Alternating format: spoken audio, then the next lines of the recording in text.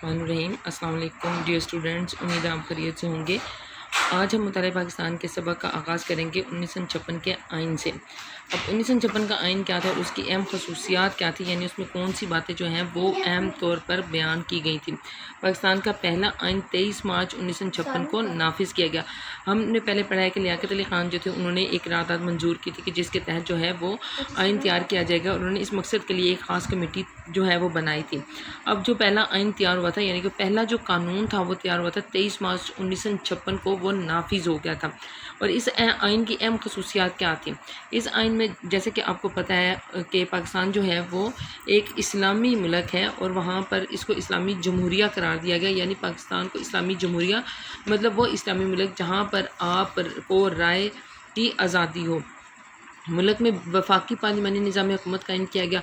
अब वफाकी पार्लिमानी निज़ाम हुकूमत क्या था कि तमाम वफाक और जो उसके चारों सूबे या पाँचों सूबे होंगे उनके नुमाइंदे जो हैं उसमें हुकूमत कर सकेंगे। आइन में अल्लाह ताला की हाकिमियत यानी कानून में जो कानून बनाया गया था 23 मार्च 1956 को, उसमें इस बात को भी शामिल किया गया था कि अल्लाह ताला की हाकिमियत यानी कि हुकूमत जो है वो अल्लाह ताला की होगी। अल्लाह ताला ने जो चीज़ें जो लिमिट्स हमें बताई हैं उसके अंदर ही हुक्मरान जो हैं वो हुकूमत करेंगे। लेकिन इसका असूल क्या था कि इख्तियारात का अवामी नुमाइंदों के ज़रिए इस्तेमाल किया जाएगा। अब जो इख्तियारात दिए गए यानी कि जो लोग नॉमिनेट किए जाएंगे हुकूमत करने के लिए, वो जो है अपने इख्तियारात को उस हदूद के अंदर रहकर इस्तेमाल करेंगे जो अल्लाह ताला ने पहले से ही नाफिज कर दिए। कुरान और सुन्नत के मुताबिक ज़िंदगी गुजारने का माहौल, अब जो कुरान और सुन्नत हमें जिस चीज़ की हदायत कर रहा है, यानी हमारे कुरान ने हमारी किताब है जो अल्लाह ताला ने उनमें जिन चीज़ों से हमें मना फरमाया हमने वो नहीं करनी, और जिन चीज़ों का हुक्म दिया है वो हम उसके तहत काम करेंगे। और सुन्नत नबी पाक सल्लल्लाहु अलैहि वसल्लम ने हमें किन चीज़ों के मुताबिक जो है वो ज़िंदगी गुजारने का बताया, हम उनके मुताबिक अपनी ज़िंदगी जो है वो गुजारेंगे। और अक़लियतों को मुकम्मल मजहबी आज़ादी देने का ऐलान किया गया। और अक़लियतों को यानी कि जो मज़ाहिब हैं जो कम तादाद में मौजूद है, अक़लियत होते हैं वैसे कम तादाद में। पाकिस्तान चूँकि एक आज़ाद मुल्क बना था, एक इस्लामी रियासत थी, यहाँ पर मुसलमानों के साथ साथ दूसरे मज़ाहिब के लोगों को भी अपनी ज़िंदगी मजहबी ज़िंदगी जो है पूरी आज़ादी के साथ गुजारने का ऐलान किया गया था। ये वो अहम नकात हैं जो 1956 के आइन में जो हैं वो नाफिज किए गए थे। आइन में इस बात की भी निशानदेही कर दी गई कि शहरी को बेहतर ज़िंदगी बसर करने, यानी कि वो शहरियों को ये पूरा हक़ है कि वो अपनी ज़िंदगी बेहतर तौर पर बसर कर सकें और अपनी सलाहियतों के इज़हार के लिए मुकम्मल शहरी हकूक़ फराहम किए जाएंगे। यानी लोगों को वो तमाम सहूलियात मैसर की जाएंगी, वो तमाम चीज़ें फराहम की जाएंगी जिनके मुताबिक वो अपने अंदर मौजूद जो एबिलिटी है उसको ज़ाहिर करेंगे।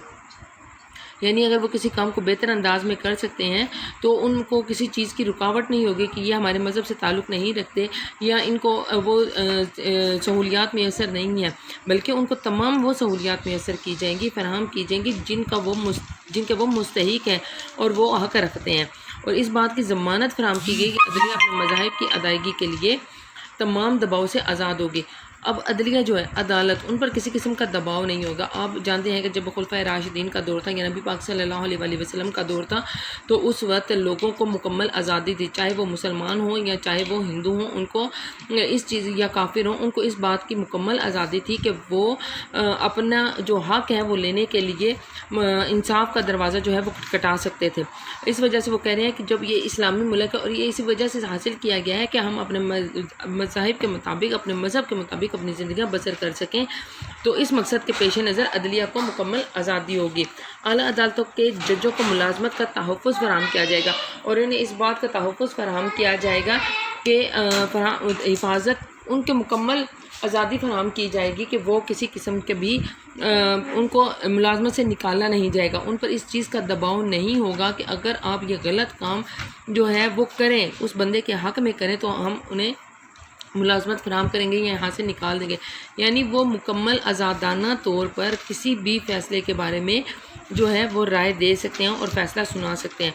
1956 के दस्तूर के मुताबिक उर्दू और बंगाली दोनों को कौमी ज़बानें करार दिया गया। अब चूँकि बच्चों आप जानते हैं कि उस वक्त मशरक़ी और मगरबी बंगाल थे, ठीक है, और इन दोनों के दरमियान तकरीबन 1000 जो है वो किलोमीटर का फासला था। लेकिन 1956 के जो आइन बनाया गया था उसमें इस चीज़ को भी किया गया था कि हम किसी को कम नहीं समझते, यानी अगर वहाँ पर बंगाली जो हैं वो ज़्यादा हैं तो हम उर्दू और बंगाली दोनों ज़ुबानों को कौमी ज़ुबानें करार देंगे। 1956 کے آئین کو تحریری شکل میں تیار کیا گیا تھا. اب یہ ایک باقاعدہ مسودہ قانون بن گیا تھا، ایک آئین بن گیا تھا جس کو تحریری طور پر موجود رکھا گیا تھا کہ یہ تمام جو پوائنٹس ہیں اس میں ہائی لائٹ کیے گئے تھے کہ ہم جو بھی منظور کریں گے، جو بھی قانون منظور کریں گے، اس میں ان چیزوں کو باقاعدہ طور پر مد نظر رکھا جائے گا. مطالعہ پاکستان کا جو اگلا ٹاپک ہے وہ ہے آئین کی منسوخی. آئین مطلب قانون، اور منسوخی اس کو ختم کر دینا، یعنی اس کو رد کر دینا، اس سے ایگری نہ ہونا کہ ہم یہ کریں گے کام یا نہیں کریں گے. تو جو آئین بنا تھا اس کو منسوخ کرنے کے یا اس کو ختم کرنے کی بہت سی وجوہات تھی. اس میں سب سے جو پہلا مین پوائنٹ تھا وہ یہ تھا کہ جو قیادت تھی، یعنی کہ جو لیڈر تھے، حکمران تھے، ان میں اس قدر ان کے اندر وہ خصوصیت نہ تھی کہ وہ کس طریقے سے اپنے ملک کو لے کے آگے بڑھیں. اس کے ساتھ ساتھ جو دوسرے نمبر پر وہ تھا فوج اور بیوروکریسی. بیوروکریسی مطلب سیاستدان. جو فوجی اور سیاستدان تھے، یہ جو دونوں حکمران تھے، وہ چاہتے تھے کہ ہم ملک پر اپنی مرضی سے حکومت کریں. یہ چیزیں لے کر دیکھتے ہوئے جو 1956 کا آئین تھا وہ ختم کر دیا گیا، اور وہ زیادہ دیر تک چل نہ سکا. اب کیا ہے کہ 1956 کا آئین 9 سال کے انتھک محنت اور کوششوں کے بعد منظور ہوا. اب جو 9 سال کا آئین تھا جس پر اتنی زیادہ محنت اور تقد ہوئی تھی، تو وہ کے بعد منظور ہوا تھا، مگر پاکستان کے مخصوص حالات اور سیاستدانوں کی چپکلش. اب جو سیاستدانوں کی آپسی رنجش تھی، لڑائی تھی، اس کو لے کر جو یہ آئین تھا وہ منسوخ کر دیا گیا، کیونکہ ہر سیاستدان یہ چاہتا تھا کہ اس کی جو پارٹی ہے وہ برسر اقتدار آئے اور وہ اپنی مرضی کے بندے جو ہیں وہ حکومت میں شامل کرے. اب جو جمہوری ادارے تھے جیسے عدلیہ ہے، اس کے علاوہ جو دوسرے ملک کے لیے جو آئین سازی بنانے والے ادارے ہیں، ان تمام اداروں کو لے کر دیکھا جائے تو فوج اور جو سیاستدان تھے وہ اس میں اپنی بیجا مداخلت کر رہے تھے. بیجا مداخلت مطلب ان کا کوئی کام نہیں تھا. اب فوج ہیں، ان کا کوئی کام نہیں ہے کہ وہ عدالت میں عدالتی جو کام ہے ان میں کوئی رکاوٹ پیش کریں یا پھر یا ملک کے جو حالات ہیں ان پر کوئی پیش رفت کرے. فوج کا مقصد یہ ہوتا ہے کہ وہ اپنے ملک کی حفاظت کے لیے سرحدوں پر نافذ رہے اور اپنے ملک کی حفاظت کے لیے کام کرے. اور لیکن انہوں نے کیا کیا کہ فوجی جو ادارے تھے وہ بھی چاہ رہے تھے کہ ہم آہستہ آہستہ جو ہیں وہ ملک پر حکمرانی قائم کریں. ٹھیک ہے، اعلیٰ قیادت کا فقدان تھا، یعنی کہ جو لیڈرشپ تھی وہ اتنی بہترین نہیں تھی، اتنی بیسٹ نہیں تھی کہ وہ اپنے ملک کو بہترین انداز میں آگے لے کے چلیں، اور جو ملک کے لیے آئین تیار کیا جا رہا ہے یا قانون تیار کیا جا رہا ہے اس کو بہترین انداز میں چلا سکیں. کیونکہ قائد اعظم محمد علی جناح تو پاکستان کے جو پہلے گورنر جنرل بنے تھے وہ 13 ماہ پاکستان بننے کے 13 ماہ بعد وفات پا گئے.